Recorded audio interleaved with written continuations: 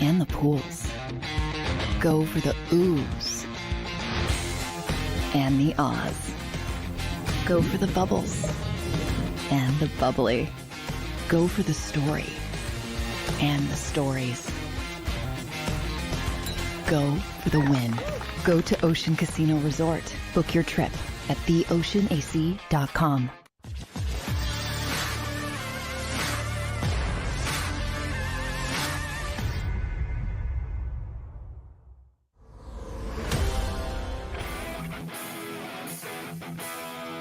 Good morning, NFC East. Happy Friday, happy Labor Day weekend. Once again, my name is Jeff Kerr. I can't believe the first week is wrapping up of this show. And you guys have been great the entire week. Love you guys in the comment room. Love the reviews we're getting on this show. It's going to be a fun week next week because we actually get football. We're going to preview NFL games next Friday. I'll probably be ranting about the Los Angeles Rams and the Buffalo Bills, and I'm sure that's going to be a great game. But the NFC East had some news yesterday, a lot of news. The New York Giants, I felt like I neglected them on Thursday's show because they didn't do anything. Like, it was weird for the Giants. They kind of just had their 53-man roster, and that was it. Nothing big happened. I almost said Joe Judge here, and Joe Judge isn't the coach anymore, but I'm going to blame him for stuff anyway. I'm going to blame Dave Gettleman for stuff in a second. But really, all that happened this week in New York was they had their 53-man roster, and Brian Dable talked. Well, yesterday, Joe Shen talked, and there was some kind of a shocker in New York yesterday. The Giants got Blake Martinez. Blake Martinez obviously came off an ACL injury. If you're a fantasy football guy like myself and play individual defensive players, Blake Martinez was a fantasy football god because all he did was tackle people. Not saying he was a good linebacker, but he did make a lot of tackles. And yeah, that was kind of surprising to me, the Giants cut him, because I thought not like he'd be a perfect fit for Wink Martindale's defense. That's their new defensive coordinator. Obviously came over from the Baltimore Ravens. Good hire, by the way, for the Giants. It just didn't seem to fit. So really what happened was Martinez was supposed to be starting Mike linebacker, and he wasn't really getting the reps in camp. The Giants called it a mutual parting. It wasn't a great fit, but he did have 151 tackles 2 years ago. One of the best tackling linebackers in the league. He's going to find work. I don't know who's going to want him right away. I mean, he's going to get his looks. I don't know how he'll fit in Washington with Jack Del Rio. But the Commanders could be a team to look out for there because they're so thin at linebacker. I mean, they just brought John Bostic back.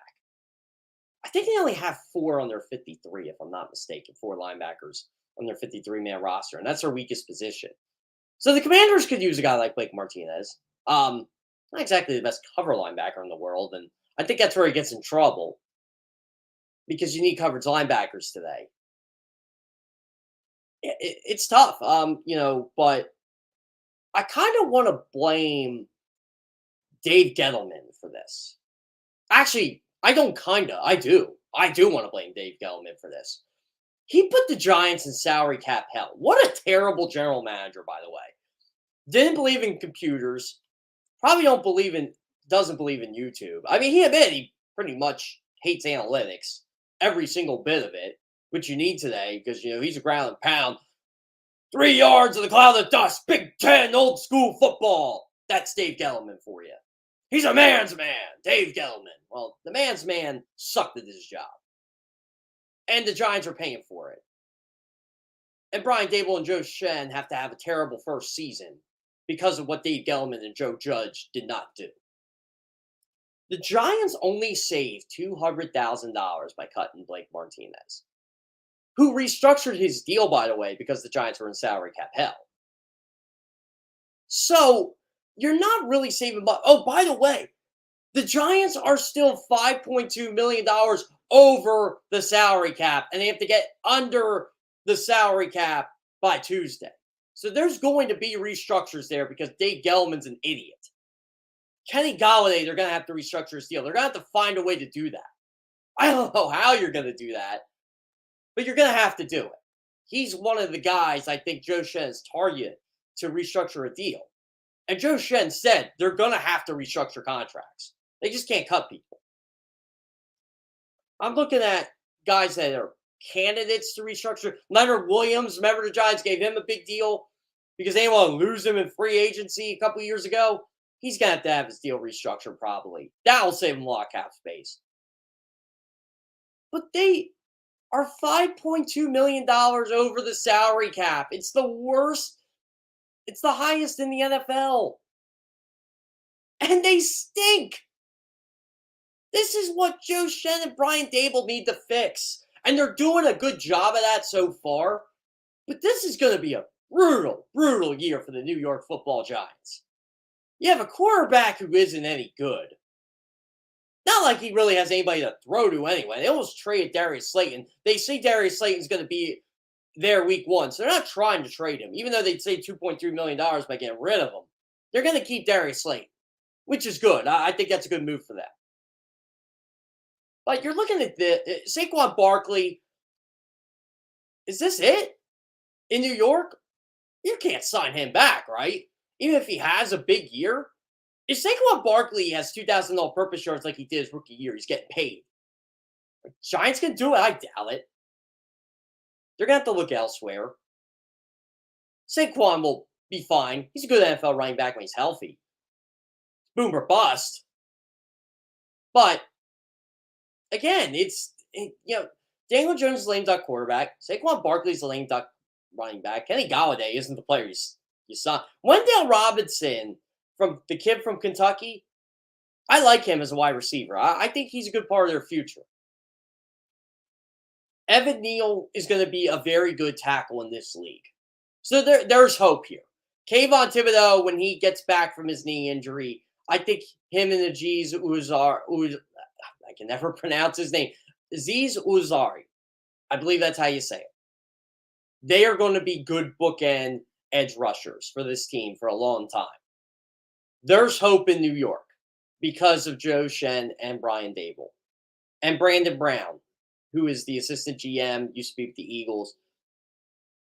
But Dave Gettleman, oh my God.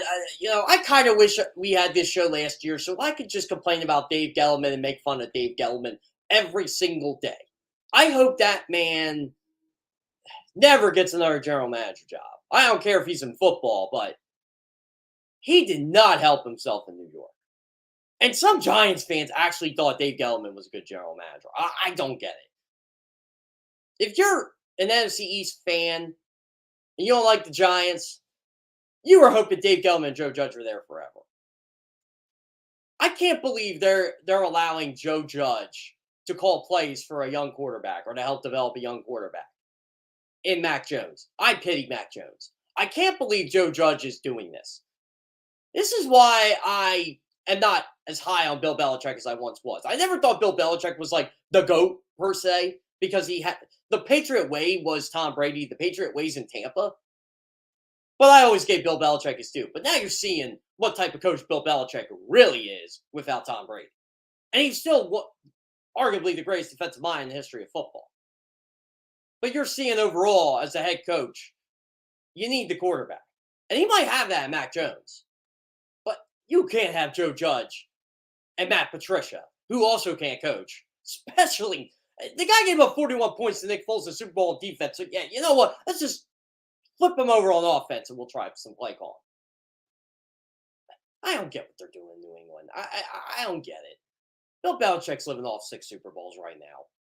He's living off being pretty much a jerk. Not saying he's a jerk, period. But he's a jerk to the media at times. Or I think he enjoys it personally. I actually do like going to a Bill Belichick press conference or being on a Zoom call.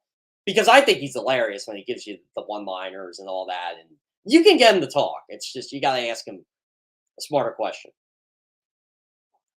I digress, though. What Dave Gettleman and Joe Judge did for the New York Giants is atrocious. And they probably won't be good till 2024 at the earliest as a result. Because they got to find their franchise quarterback. They may need to replace Saquon Barkley. They probably will anyway, because you see how running backs are. They need to fix the wide receiver position. They need to fix the tight end position. They're getting better in the trenches, which is the biggest part, but they need help at linebacker. Since Blake Martinez has been cut, Micah McFadden, the fifth-round rookie from Indiana, is probably going to start the mic. Again, the Giants are rebuilding. They're trying to rebuild, which is good. I like that. Probably what they should be doing anyway, but I just don't understand why you get rid of a good player like Blake Martinez, even if he wasn't a fit. But you got to save some money somewhere, even if it's only $200,000, and give him an opportunity to play. Austin Calitro, I think that's how you say it. He was in training camp with the Eagles a long time ago. I want to say it was 2016, 2017.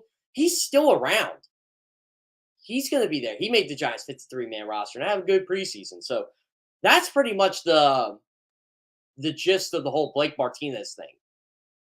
Yeah, Blake Martinez wasn't a fit, but Dave Gettleman did this. Dave Gettleman's stain is still hurting the New York Giants in 2022. And he's been gone for 8 months. Dak Prescott. He talked yesterday. Dak's a confident guy. He's a quote machine, too. I kind of like that because it helps this show. Dak Prescott, here's what Jeff Kerr, Rob Ellis, who's my guest at 720, by the way. Basically, anybody who has an opinion on the Dallas Cowboys. Yes, even Skip Bayless, to an extent. Say how they're going to take a step down this year. Dak didn't like that. Dak wasn't too happy. Dak tells us to keep talking because the Cowboys are ready to prove doubters wrong. Harmless. Nothing wrong with that. I don't mind Dak saying that. Confident guy. I like Dak. Never got to interview him, but I like him. Think he's a good guy. Sometimes I wish Dak would just, okay, in one ear, out the other. I think he listens to us a little too much. Will the Cowboys prove doubters wrong this year? He might, because he's a really good quarterback. I don't know if Ezekiel Elliott will. His yards per game dips every year. But you're about to sign Jason Peters. You're bringing him in for a visit. You need help on the offensive line. Your left tackle fits Dallas, honestly, pretty well because he gets a lot of penalties, Tyler Smith. Good run blocker. I don't know if he can protect you all year, Dak. Tyron Smith ain't coming back to December. I'd feel a lot better about your football team if Tyron Smith was on it. So now, defensively, I think Cowboys are going to be pretty good. I got to be honest with you. I think they're going to be pretty good. Lane Vander Esch just had a good camp. You got Micah Parsons there. Micah Parsons, I'll tell you what Dallas wants to do right now. They want Micah Parsons to rush the passer. They want their defensive line's already pretty good. They want Micah Parsons to just go balls to the wall against the quarterback. They do. They want Micah Parsons to sack the quarterback a lot. Micah Parsons thinks he can get the sack record. I think he's going to come close. I think he's going to get more than 15 sacks this year. I really like Micah Parsons. I'm a Penn State guy, but I've seen Micah Parsons plenty of times. The guy is a game wrecker. That's what Todd Bowles calls him. A game wrecker. A true game wrecker. That's what he is. That's what the Tampa Bay Buccaneers are going to have to stop next week, by the way. And their offensive line's a mess.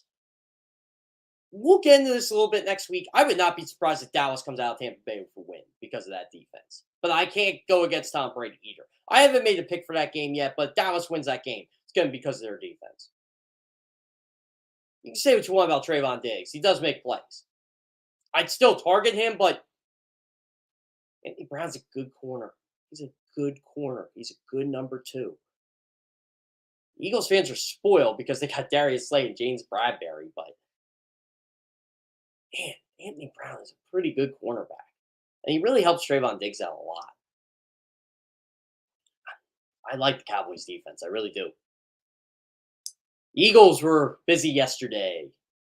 Miles Sanders is back in practice. I am not shocked by this, by the way. I'm not there every day like John McMullen, like a lot of the beat guys who I love to death. But I'm one of those people when Miles Sanders had the hamstring injury, I'm sure it was hurt. I'm sure it was hurt. But they had joint practices for 2 weeks. Why risk it? Why get him hurt? It's August. He's your number one guy. It's good sports talk radio fodder. It's good for this. Will he or won't he play week 1? I think Miles Sanders is going to be out on the football field week 1. I just do. And yesterday proved it when he was back at practice. The Eagles want to take it cautious with him. Am I concerned for the long-term health of 2022? Yes, absolutely. But I thought the Eagles would have him back by week 1. But they did make a move at running back yesterday. I don't want to say it was a surprise because I thought they'd add a running back. They got Trey Sermon, third-round pick of Ohio State just last year. Eli Mitchell beat him out, San Francisco. Raheem Mostert was ahead of him on the depth chart. A lot of people thought Trey Sermon was going to be like the next star running back for the 49ers because of Kyle Shanahan's offense. Well, never happened. He had like 35 yards this preseason. Kyle Shanahan literally said on Saturday they thought Trey Sermon had a great camp, yada, yada, yada, significantly improved, going to be a huge part of our running back rotation this year. Yeah, you cut him. You cut him 3 days later. The Eagles got him off waivers. He's going to be on the 53 with Boston Scott, with Kenny Gainwell, with Miles Sanders. How's Trey Sermon going to fit? That I don't know. I think he's a good pass catcher back out of the backfield, which they need. And they need a kind of bigger guy. I think Trey Sermon helps you there. I don't think Trey Sermon's going to come in and light the world on fire. But I think anybody can run behind this Eagles offensive line. So maybe this is good for Trey Sermon.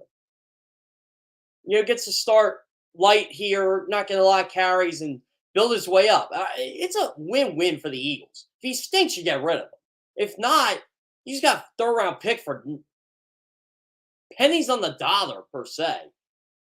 Because another team got rid of him. Remember, one man's trash is another man's treasure, and he could be the Eagles' treasure.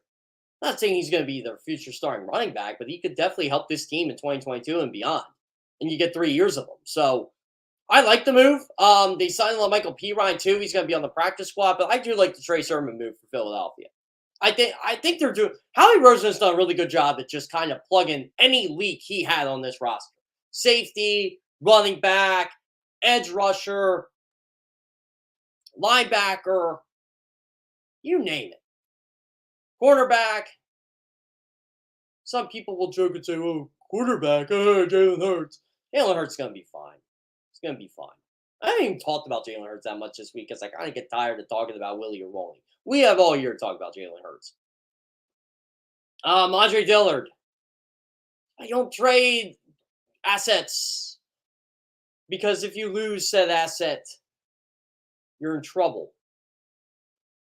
Eagles are going to lose Andre Dillard for a period of time. I'll talk this to Rob Ellis in a bit, by the way. He's got a broken forearm. Be out, I guess, out indefinitely. I guess that's how the Eagles said it. But we got Rob Ellis in the building. Rob Ellis from Sports Take. He's going to be my guest today. We'll talk about Andre Dillard. We'll talk some Eagles. We'll talk some Giants. Talk some Cowboys. We'll talk some Commanders. I didn't even get to them in the opening segment. Right after this on Good Morning NFC East.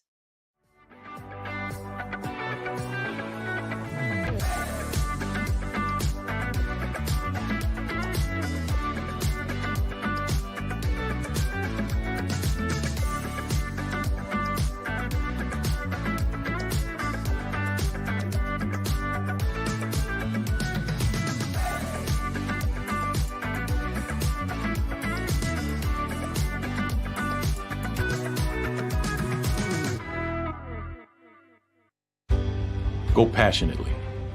Go fearlessly. Go confidently. Go Birds! Go confidently towards your goals with First Trust, Philly's hometown bank for nearly 90 years, and the official bank of the Philadelphia Eagles. We're focused on getting you over the goal line. So go with conviction. Go with trust. Go Birds! And go forward with us by your side. First Trust Bank, the official bank of Philadelphia dreams. Oh, and go Birds.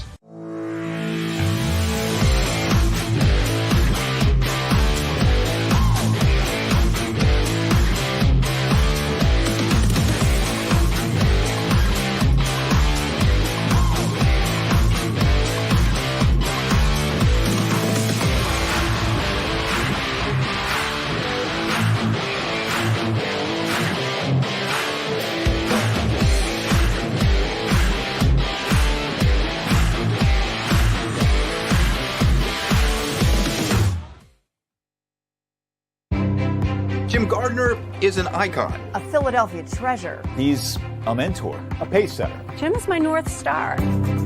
He's trusted, revered. Appreciated. He is Action News. He's compassionate. Honest. And fair. He is extremely dedicated, Motivated. And always seeking the truth. He's also funny. We are a team of many. Jim Gardner is our leader, and we're lucky to have him. At Stateside Vodka, every new customer gets the world's best rocks glass, free.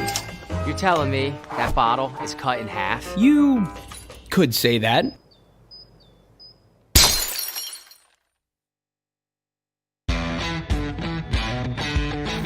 Go for the pulls and the pools. Go for the oohs and the ahs. Go for the bubbles and the bubbly. Go for the story and the stories. Go for the win. Go to Ocean Casino Resort. Book your trip at theoceanac.com.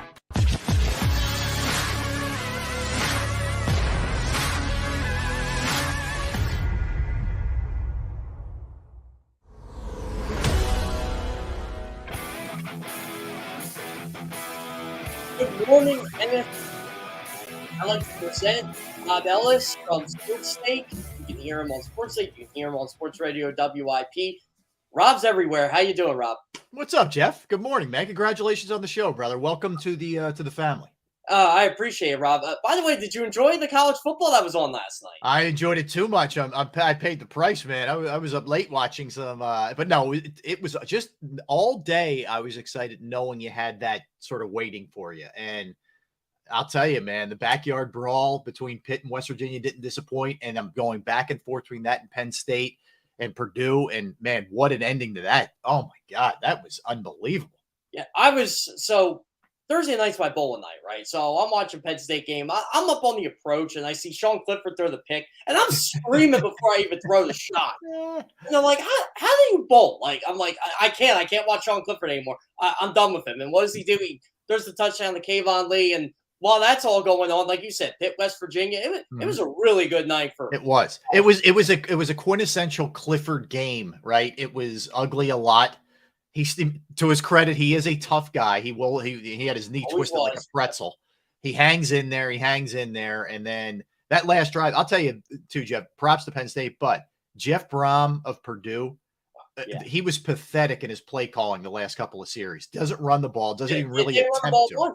No, it was a disgrace. You win the game if you just pound out a couple of first downs. I get they're not great at running it. You have to at least try. It was incompletion, throw. You gave Penn State every opportunity to win that game. Oh, yeah. And so James Franklin, like your six, I'm not exactly sure who calls the plays this year. I know they flip-flop, but when Penn State ran the ball with Allen, I think it was on 1st and 10, and they got 9 yards. I said, that might be the difference because now Purdue's got to respect the run. They just got 9 yards off. And then I think it was like the 36-yard slant play, and I'm like, yep. Okay, this is it. Now all of a sudden you got to respect them, and all of a sudden Purdue started lining guys up in the box, and it changed everything. Yep, yeah, it really did. It was not one of Penn State's best games, but you know what? When you get out of there with a win, don't matter to me. That's a good win. It's a good win for sure. Yeah. So anyway, we got the college football fun out. Then we got to talk NFC East here, and it only took me 5 shows to just rip on Dave Gettleman. I can't believe I thought I'd do it day one, but Dave Gettleman is the reason why Blake Martinez is in New York Giant anymore, Rob. Do you see potentially Blake Martinez staying in this division? Yes, I do see that. I'm not surprised one bit that if he ends up staying. Look, I still think he's got some gas left in the tank. My first reaction, Jeff, when that happened yesterday was, if this was a normal Eagles offseason or lead up to the season, we're screaming bloody hell that everybody wants Blake Martinez. But for once, the Eagles actually have a linebacking core, and they everybody feels they're okay. But think about it. Our knee-jerk reaction every time even a mediocre linebacker comes free in the city of Philadelphia is everybody goes bananas. So it's I'm with you. I think he absolutely will. Yeah, and it's funny you mentioned linebacker, like Jalen Smith. Remember the year Jalen Smith got cut? Yes. And Eagles fans like, bring him in. And my buddy Patrick Walker, who writes for the Cowboys, just texted me, goes, what are Eagles fans smoking here? Yeah, don't have you want been him. He's watching what this looked like? He can't move. Yeah, I Yeah. know. That was a shame. His career, he would have been a stud had he not gotten hurt. He Oh, at oh, the yeah, end of his college career. Great Yeah. linebacker in Notre Dame too, by the way. Yep. Excellent football player. But Mhm. Blake Martinez, I actually suggested the Commanders because they're a really thin at linebacker, and that's what scares me, Rob, about Washington. I think they have the pieces to go to the playoffs offensively, but if you look at their defense, they are terrible at linebacker. Chase Young's out. Yep. Their quarterback situation's fine, but they don't have any depth there. So one of those guys goes down, they're done. I mean, what do you think is going to be the Achilles heel for Washington this year? Well, first off, you're right. Like, they're a weird, dangerous team. There's a couple of those teams I put in that category. Like, if they get good quarterback play and one or two other things happen for them, because there is a lot of talent. You hit on the key for me. Chase Young likely missing, what are we talking about? Probably 4 games, somewhere in that neighborhood. Yeah, at minimum least. 4. We're mid-season now. So I mean, that to me really changes things because the strength of their team is that defensive line for me. And with him being out, if they can't maintain it, like, I think they're going to be really good, especially interior. But if they can't maintain any kind of pass rush, that's where everything on the back end gets exposed, Jeff. And that's where the problem therein lies the problem. If this turns into every week Washington has to put up a lot of points, then Carson starts playing hero ball. That's where he's that's kryptonite, man. He needs to have a lead. He needs to be in a situation where he doesn't feel like it's all on his shoulders. If that's the case, maybe he's not. Maybe we see the Carson between like week 5 and week 13 last year, where he actually played pretty decent football. But you get that guy that was with the Eagles at the end or the last 2 games with the Colts, forget it. That's how they lose. So you're right. The key for them, everybody says Wentz, and they're not wrong about that. But if their defense plays well, I think he stays this way. But if their defense is giving up a lot of points and it's a shootout, then he starts losing his mind. That's the whole thing with Washington this year. There's an article in The Athletic. I don't know if you read it. I think they had like GMs or scouts poll like every team about their biggest like strengths and their biggest weaknesses. And I was reading Washington's this morning, and they talked about Carson Wentz, and just the same stories popped up with Carson. It was good football player, people like him, but some teammates don't. I get why some teammates don't like him, but what do you think is the reason why? Like, I don't know. Carson seems to me like not like he's two-faced, but there's like a hidden agenda in there somewhere. I think there's 2 things with him, Jeff. Look, I think the most important one, look, you can deal with not everybody loving you in the locker room. I think there's 2 things. One, he's stubborn to a fault, meaning he feels like he's got all the answers. And I think whether it's an offensive coordinator or his quarterback's coach or Ron Rivera, whomever you want to throw in there, I think there are times where he's like, I got it, dude, like that. Okay. And you don't got it, dude. Number one. So I think that's the biggest issue. What I had heard that went on with the Eagles, it was a lot of sort of like splintering and fracturing in the locker room. There were some who had his back and loved him, and they were his guys. And there were others that felt like he was not inclusive. And it's not a race thing. It's more of some of it's faith, some of it's just personality. He's a bit of a, quirky guy in some senses, but he's not a uniter. And I think, look, ultimately Jalen Hurts has got to be able to play. But Jalen Hurts is a guy where everybody in that locker room, to a man, has his back. He has their back. There's a connection there. There's a lack of connection with Carson Wentz with certain guys that I think hurts any team that he's on. Now, I don't know if what kind of lengths he's gone to change that. I'm not sure. That's going to be something else to keep your eye on. That stuff only starts to seep out, Jeff, when you start losing. You don't see that when you're winning, everything's fine. But when you start losing, that's when you start to see that stuff. Yeah, and for example, Jalen Hurts. He was in Elite 11. He was a 5-star recruit. Everybody knows who Jalen Hurts is. Carson Wentz came from North Dakota, Century, North Dakota. I think that's where he's from. Good call. I didn't even have the hometown. Good call. Yeah. Yeah. So I'm thinking to myself, okay, like no one knows of this guy. If you're a young player, like you're a 22, 23-year-old, man, I'm playing with Jalen Hurts. I'm playing with Trevor Lawrence. I grew up competing against these guys. Carson Wentz, it's like, who the hell are you? And I think a lot of that had to do with maybe Carson Wentz not being able to gravitate a locker room. Yeah, and it's weird. You would think that Carson, coming from those humble beginnings, not playing Division I, not being at a Michigan or whatever, you would think he would always sort of have that in the back of his mind, like, this is unbelievable. I'm here. I think when he got paid, I think the way the Eagles approached it too, like, we all heard I think the Jeff McLean report of the Inquirer, how he had a flathead, thing in his office. I think it just went to his head to an extent, man. And I truly believe that. And I think he sort of lost his way. And maybe earlier in his career, he had the approach of, hey, let me be a uniter. Let me also listen to my coaches. Because guess what? I don't know it all. There's a lot I need to learn about the NFL. And I think, that horse sort of left the barn. The question is, has he been humbled enough with now being on his third organization in a very short period of time? Has he been humbled enough, or does he say, hey, look, I made my money. I got a ring, even though it wasn't on the field. I'm good. I don't know. He's a really hard guy to read for me, Jeff. I have no idea what's going on up here. I've talked to Phil Simms probably once or twice, and I always forget to ask him this, but when the Giants won the Super Bowl of Hostetler, I don't remember, I was 2. When that happened. I don't remember even watching stuff on YouTube, Phil Simms being on the podium when the Giants won the Super Bowl, when they beat the Bills. And I know he got one, but it felt weird to me when the Eagles won, seeing Carson up there. I'm like, and maybe it's the football player in me, and he was hurt. I'm like, I get you were a big part of the team, but why are you up there? Why wasn't Brandon Graham? Why wasn't Fletcher Cox? And I get why Nick was up there. I get why Zach was up there. But I'm thinking, I know you're the quarterback, but it felt like it almost was kind of forced. We got to get Carson. Yeah, I think I would have played it by ear, whatever he wanted to do. If he didn't want to be, there's nothing wrong with that. Obviously, the guy's got mixed emotions. He's only human. I can't blame him. Oh, yeah, he isn't. He's just what I mean? Honestly, that's where I will give him a bit of a break if he's saying, hey, I'm really happy we won it. I definitely helped us get here, but man, I thought I was going to be the guy lifting that. That's okay. I mean, you're human. But if the Eagles felt, hey, dude, you're the face of the organization. Nick, unbelievable. He was a placeholder, but the ultimate placeholder, but you got to get up there. Yeah, I think that may have been a mistake forcing him in. I think some of that, there is definitely, so I think some PTSD from that the way that whole thing played out, watching that unfold on the sidelines, oh my God, we just won a Super Bowl and I'm standing over here, with my leg in a brace here. That's got to be hard. That part, I think I will give him a bit of a break. I think the other stuff is on him. That one's a tough one to overcome for any athlete that's competitive.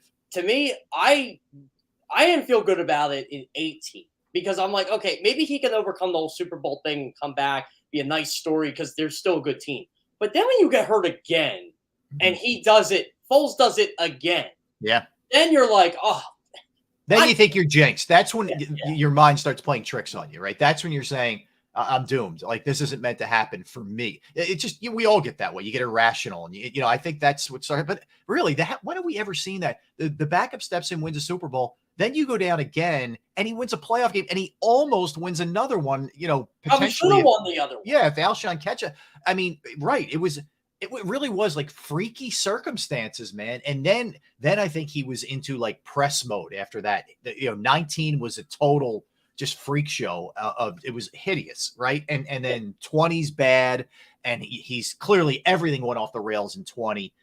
It was a perfect storm of things that kind of led to him being moved. But what also is interesting, Jeff, when he gets to the Colts, I have never seen an owner, a GM, not so much Frank Reich, but I've never seen an owner and a GM devalue their trade asset by saying, we got to get this guy out of here. That screams to me there are major red flags going on here with this guy. Oh, yeah. And Chris Ballard, he's an honest guy, but he's not a guy who just publicly rips his players. Right. I mean, and this is from day one. Matt Ryan, they've done all the right things. They've done a total 180 on Matt Ryan, but Carson Wentz, I don't know if it was the whole COVID thing and, maybe because he made them look bad in that sense, but I could see where that divided the locker room where it's well, wait a minute, I got to get a vaccination, but you don't. And you're supposed to be the leader of the football team. And I think he was the captain of that team, if I'm not mistaken. Yeah. And it's wherever you fall on it, we don't need to get into the political part of it, but there definitely when other guys who were maybe on the fence said, look, I'm going to do what's best for the team. I got to do what I got to do. This guy won't. I definitely don't think that helped either. And I think that really pissed off the front office when he did that. I truly believe that. I mean, Irsay is a guy who he has a tough time hiding his feelings as well. We know that he's a bit of a whack job himself. So that to me was kind of sealed him. That and obviously collapsing. I mean, when you lose to a horrendous Jacksonville team that was still digging out of the wake of Urban Meyer in a meaningful game, and you play the way that he played and they played, that was it. I mean, that was a done deal after that. Yeah, and I like how they're handling him at Washington. It's a good quarterback room in there, especially now you got Taylor Heinicke as backup, Sam Howell. They really seem to like him. I liked him coming out of North Carolina. I got to tell you, he had a tough year last year, but I really liked him. We'll see how it shakes out. Yeah, good preseason for them too. But yeah, I just love the way Martin Mayhew, their general manager's handling it. Ron Rivera, they said, "Look, Carson, you're the guy. Don't even worry about it. We love having you here." And I get it from Washington's perspective. You've had 6 quarterbacks the last 2 years. This guy, I think they're okay if he's okay, because he's better than what they've had. Yeah, and look, the conference isn't the AFC. That's why I always make this case with the Eagles where people are like, "Oh, you're going too far here." The conference is winnable for me. Really not. It's not the AFC, right? You're not dealing with those 4 juggernauts in the AFC West and some of the other teams. So Washington gets on a little bit of a run there, and they're trusting their running game, and Wentz isn't doing some of the stuff that we were talking about. Yeah, absolutely, they have a chance. Yeah, and I was talking to Andrew Whitworth the other day, and we were talking about the NFC, and he goes, "Jeff, besides the Rams," and I know he's still got his little Rams bias, sure. Who really is up there? And we're just throwing down names. He's like, the Eagles? I'm like, yeah, exactly. That's how you feel about this division right now. And I think Eagles fans have every right to think not, okay, we can win this division, but we win a playoff game or two, especially if the quarterback turns out well. Well, I think, the other thing is we haven't seen a team repeat since, 04, 05 Patriots. It's been forever since the team repeated. So we know that's a tough road despite how loaded the Rams look. And then you can really make those cases. What's Green Bay going to look like? We know it's Rodgers, but he doesn't have his guy. His guy's in Vegas right now. So how does that – and he's not afraid to – he's not going to bite his tongue if these guys aren't – we know that, right? So that potentially could get a little dicey.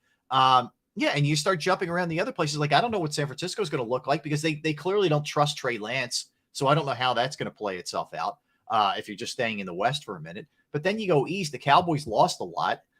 They clearly came back to the pack a little bit as the Eagles have gone this way. So how do those two, the biggest thing with the Eagles is they have to prove that they can beat them.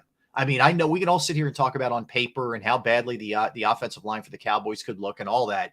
But the fact remains the Cowboys beat them, 92-47 combined last year. They beat them down. They didn't just beat them. They beat them down. So this is where the Eagles have to prove it. That's why that first game is so critical for them. And that week 3 game was a disaster because I thought maybe not like the Eagles. I thought we're going to beat them, go down there and beat it, but I thought they'd give them a more competitive game. And really, their only touchdown early was kind of like the fluke play. I think where Fletcher Cox scored on the defensive touchdown. Yeah, right. It was a nice play, but you're like, first of all, you didn't. What just happened? It felt like the Flyers Blackhawks goal that ended the Stanley Cup in 2010. You're like, did that just happen? I'm not really sure, but yeah, I'm with you. Other than that, it was total domination. I remember, I think didn't Jalen Hurts and Devonta Smith have a colorful exchange on the side? Not like it was a bad one, but it was something that the TV cameras got. It's football players in the heat of the moment, and I think Hurts and Smith had to answer questions for that all week.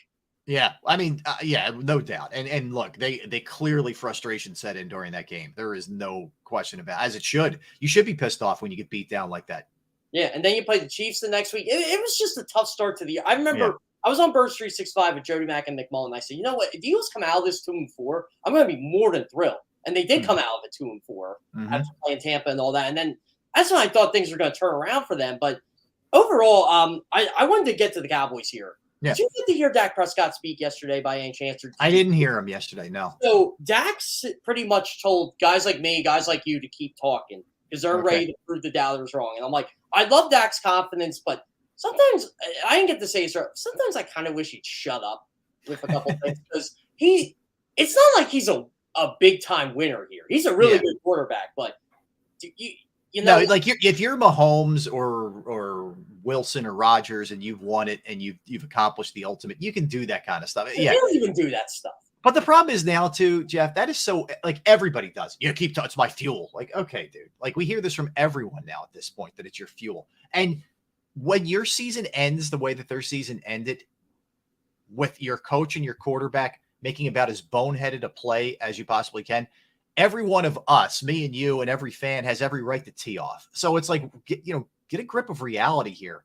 Look at the way your season ended, and you've accomplished nothing in the postseason for all the Cowboy hype. That's the other reason. If you wear the star, you're going to catch the heat. That's just the way this thing works. If you're going to be Jerry Jones and be out there like he is and do all the things that the Cowboys do all the time, you're always going to have more raining down on you than, say, I don't know, Jacksonville or somebody else.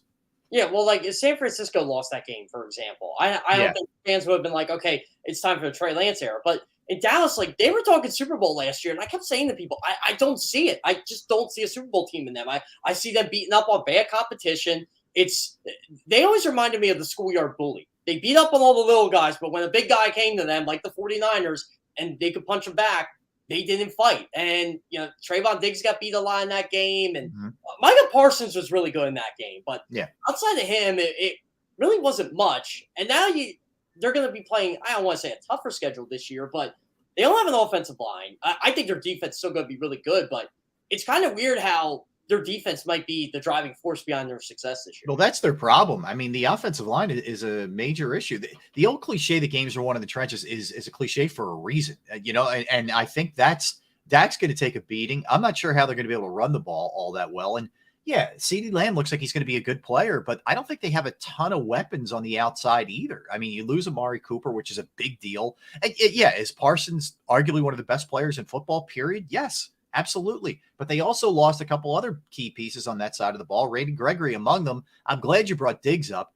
For all the pick sixes and all the other stuff he does, my man gets burned a lot. Okay. And that didn't get talked about coverage last year. Yeah. And it doesn't get talked about nearly enough. So I think there's, I also think ultimately, Jeff, in football, a coach is more important in football than any other sport. And I am so not a believer in Mike McCarthy. And I think that plays into a lot of this. And there's also that looming, lingering Sean Payton thing that's going to be hanging over his shoulder. If they get into any kind of bad start, that's going to be brought up a ton. Even though Jerry Jones poo-poos it and everybody else poo-poos it, it's there. That giant elephant in the room is very real. I'm telling you, the Cowboys Mike McCarthy is that wife where you're not happy with the marriage.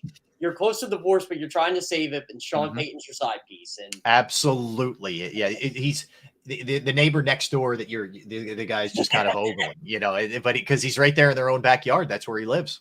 Yeah, and that's the thing too. Like I talked to Maddie Hudak at the Saints Wire Wednesday, and she said, "Well, it's no secret in New Orleans. Like, it's not like Sean Payton needed a break, but that could be his refresher. It may not be Dallas, but I'm sure Jerry's going to give him the call. I mean, he wanted to have Sean Payton as his head coach when Parcells was there. He did. And the other thing is he went through, he did the loyalty thing with Garrett. He stuck with it way too long. I'm shocked how long he stayed with it, right? Because that was his guy and he could be a puppet for him. I don't think he wanted to be proven wrong on Jason Garrett. He didn't. And he wanted to be able to control him.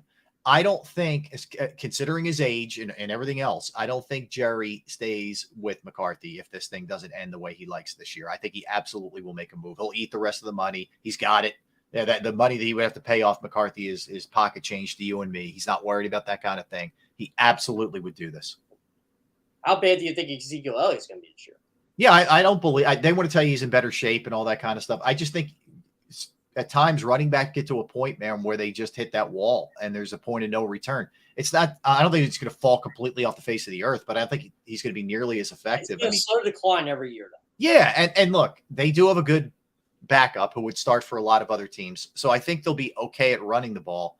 But you're right. For the money that's invested in him, it's such a bad investment to have that much money tied up into a running back in the league. It just is. I get it. You have to do it if it's Derrick Henry and some other guys who are just your bell cows. And I can't kill Carolina for what they did with McCaffrey, even though it's tough with a smaller guy. But Zeke eating up that much money is just not a good thing for Dallas. Well, speaking of running backs too, Saquon Barkley. If he has a good year this year, if you're the Giants, do you pay him or do you just kind of let him walk and rebuild? I let him walk. I'm not a believer in paying running back. I think the Eagles' approach to running backs is probably the right way to go. I also, with Saquon, it's a shame.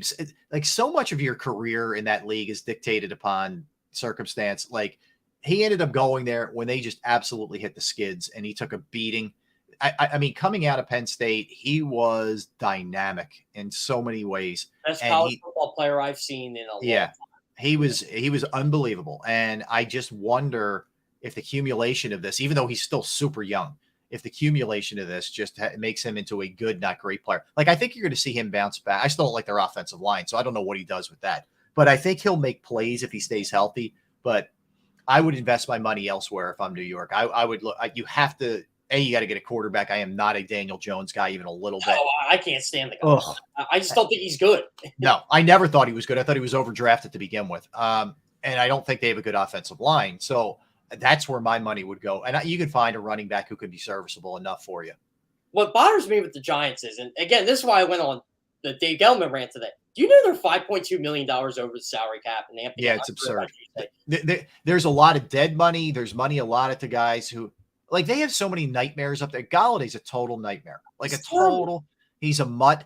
He's a guy who doesn't want, he's from the second he's gotten there, he's just been, he had a mask on. He's stealing so much money there, but he's bad in the locker room too. And you can't get rid of him because of the cap implications. Did you see it wasn't the first play, but it was like the first play of a drive. I think it was their second drive of the last preseason game. My buddy Kevin Boyler caught it. He pretty much just dogged the block. He wouldn't block. Yeah, he made a business decision. Yeah, he would not block the guy. It's like, I know you're not thrilled with being out there in a preseason game, but A, your team stinks and they need as many reps as they can get. And B, you've been horrible since you've gotten here and you're being paid a lot of money. Go out there and at least feign a block. I love the way Darius Slayton approached this because there were rumors about them being traded. Darius Slayton goes, look, I'm happy to be in the NFL. I know I'm a good player. I'll be a good player here. I'll be a good player anyway. I like how guys kind of embrace that. And I actually like how the Giants handled it. They couldn't trade him. And Joe Shen just pretty much went on the record and said, no, he's going to be here week 1. We need him. And I think that's a good way of handling your franchise. Well, A, I agree with you. And B, it also makes you appreciate the function as opposed to the dysfunction that the Eagles have. You don't see that kind of stuff. There's not a lot of that sort of bad attitude, malingering, stealing money kind of stuff with the Eagles. You don't see that. And it does make you appreciate it when you see it elsewhere around the league. Yeah, he's a problem for them. And especially he's going to get frustrated as the season goes on, whether it's Daniel Jones or whomever is behind center. And there's going to be problems there with him. I can promise you that. We haven't seen the end of that. Yeah, I keep telling Giants fans, I know things are going to be better for you, but it kind of feels like 2016 with the Eagles. Although the Eagles had a franchise quarterback, it's going to be a rough year for you. So you better take your lumps. Well, they know it. I mean, the other day he said, Shen, he was basically we just got to get through today. If you're throwing that out there to your fans, before the season started, we just got to get through today. It's whoa, that's a bad sign, man. Yeah, well, I mean, look at what they got. They got a quarterback they don't want. The running back you probably don't want. I mean, they got to rebuild so much on this football team.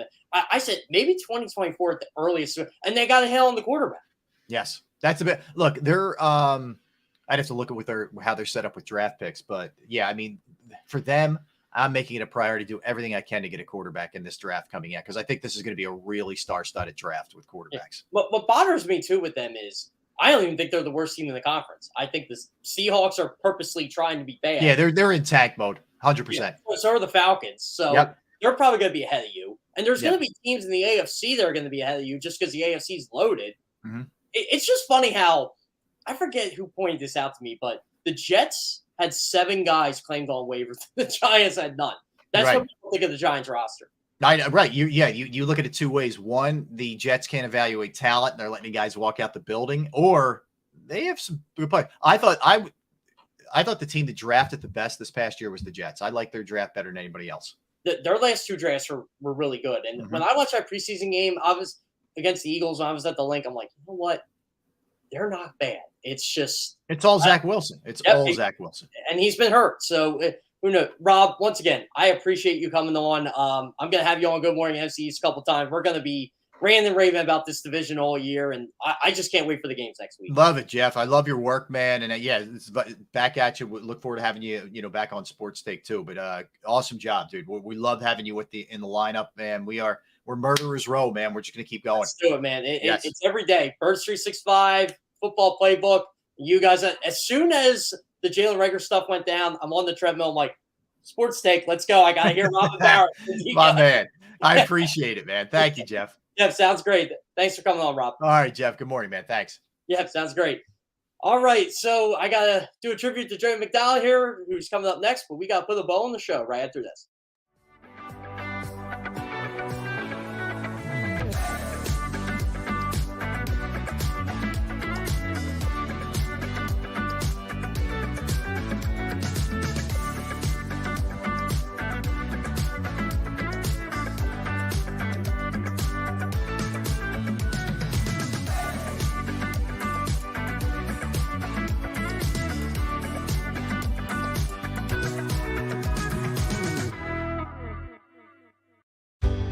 Go passionately. Go fearlessly. Go confidently. Go Birds! Go confidently towards your goals with First Trust, Philly's hometown bank for nearly 90 years, and the official bank of the Philadelphia Eagles. We're focused on getting you over the goal line.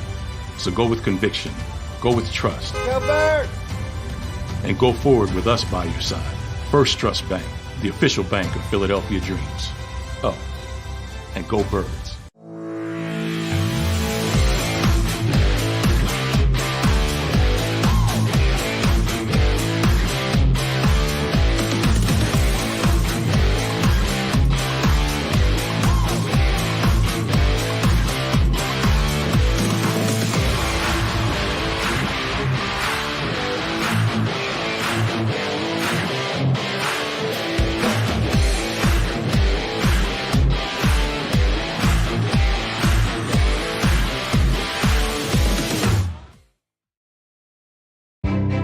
Jim Gardner is an icon. A Philadelphia treasure. He's a mentor. A pace setter. Jim is my North Star. He's trusted, revered. Appreciated. He is Action News. He's compassionate. Honest. And fair. He is extremely dedicated. Motivated. And always seeking the truth. He's also funny. We are a team of many. Jim Gardner is our leader. And we're lucky to have him. At Stateside Vodka, every new customer gets the world's best rocks glass, free. You're telling me that bottle is cut in half? You could say that.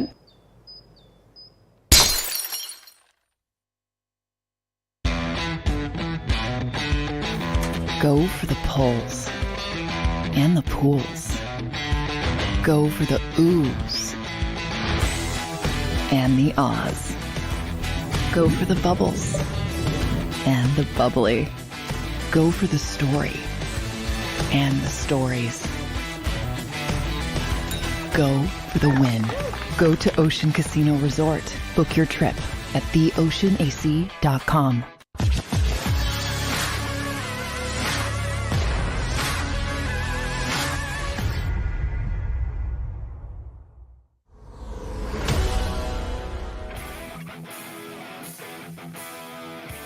All right, guys, we're going to wrap up the show here, and I want to get into some fantasy football talk, believe it or not. I'm in 11 fantasy football leagues. I'm in 11 of them. I cashed in 8 of them last year. I'm insane. I'm in dynasty leagues.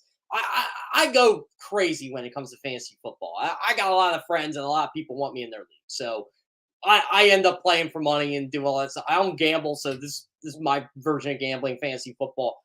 I love it. I enjoy it. Good Morning Football just had a segment. I got to listen to it as soon as I log off here. Should they let offensive linemen in fantasy football leagues? Like Lane Johnson. Lane Johnson wants to speak into existence. I'd be all for it. I'd be all for drafting offensive line in fantasy football. I do leagues with individual defensive players and linebackers, corners, safeties, you name it. That's how I win leagues because I'm studying every position of the game as it is. So I'd be all for offensive linemen. All for it.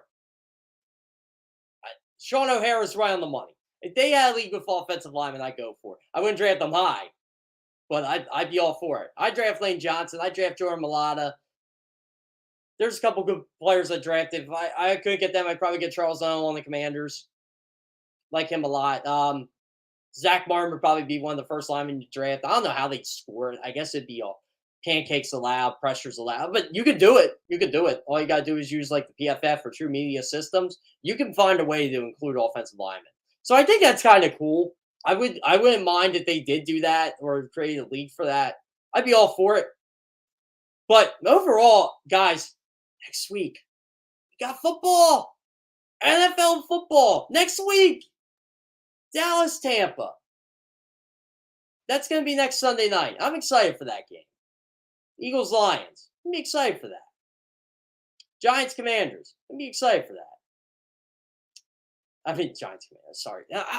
Guys, I'm losing my train of thought here. Commanders, Jaguars. Commanders, Jaguars. It's early for me, too. I don't know if I'm going to be covering a game next week or not. I know I'm covering the Monday Night Football game between the Eagles and the Vikings in week 2. Ravens play the Jets. That's in New York. Think about that one. Maybe see Lamar if he signs his contract. Commanders, Jaguars would be the game. Again, 3-hour drive, quick train ride. I could do that. Be a fun game to do. Go see Doug. I'd love to go see Doug Pearson again. First game of New City. Go see Carson. Doug versus Carson. That little storyline in there. I won't be going to Detroit. I'll be going to some Eagles road games this year, but won't be going to Detroit. So I gotta make a decision on that one soon. But overall, it's been a blast, guys. This is my first week being a host ever. Last time I was a host was, some of you guys might remember when I did Facebook Lives for 24/7 Sports with the Eagles. This is when I was first starting out with CBS. I had some crazy skits. I had some crazy skits. It was fun. It was a fun time engaging with the fans over that, answering their questions for a lot of years. I appreciate you guys sending me tweets, putting your comments on YouTube. Some of my friends texted me, say, "Hey, love the show. This is an awesome idea." I agree. I think it is an awesome idea. I love talking about the NFC East. And yeah, we're primarily focused on the Eagles around the JAKIB YouTube channel, but I think it's good to know a lot about the Eagles' opponents. And again, this is why I thought Dallas was the class of the NFC East last year, as you guys saw, because I knew how good they were. I didn't think they were a Super Bowl caliber team, but I knew they were good. And let's face it, this is an opportunity for the Eagles to win the NFC East this year. A golden opportunity. Well, I don't think we can sell Washington short either. The Giants are going to be bad. I hate to say it. The Giants fans are going to hate me by second, third week of the season. Maybe not, because spitting truth's tough. You always hate to hear the truth, but they're not going to be good this year. But their future's bright. And I'll say that probably every day on this show. Once again, I really appreciate y'all just tuning in. Hit that like button. I would really appreciate that. Love hearing the comments about the show. Next week, though, we got some football. And we're going to preview games all next week. Still working on my lineup of guests. It's going to be fun. We're not going to have a show Labor Day. Labor Day is an off day. But I'll be back Tuesday. We're going to have some fun next week. Going to have a lot of fun. We're going to be previewing NFL games. Cannot wait. Make sure to tune in to Joey McDonald, John McMullen, Birds 365, then the Football Playbook with Rick Saratella at 10, Sports Take, my man Rob Ellis. I appreciate Rob for coming on today, 12 to 3, and then the Dan Silly National Football Show with Dan Silio at 3 o'clock. Have a good Labor Day weekend, everybody. Enjoy the beach, enjoy baseball, enjoy the college football. Have a good weekend, guys. Go for the pulls and the pools. Go for the oohs and the ahs. Go for the bubbles and the bubbly. Go for the story and the stories. Go for the win. Go to Ocean Casino Resort. Book your trip at theoceanac.com.